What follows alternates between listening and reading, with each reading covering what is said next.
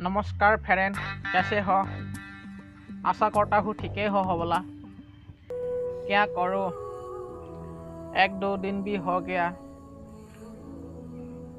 पुराना बছर भी चला जाएगा, अभी अभी नतून बছर आएगा, गाहर भी मरेगा, ब्रॉयलर भी मरेगा, हाँ मुर्गियों मरेगा, छागली भी मरेगा, लेकिन आदमी फुर्ती करेगा खा खा के, पी पी के।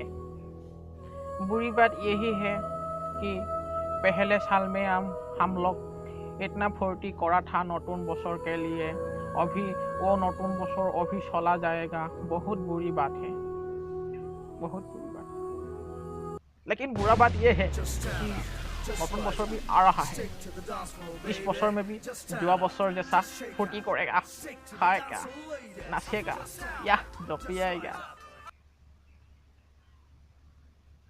लेकिन इतना फुर्ती करने का तो शौक है, लेकिन पैसा भी तो होना चाहिए।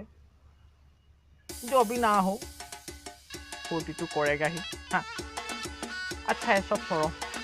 नतून बছर का अभिनंदन जना रहा हो और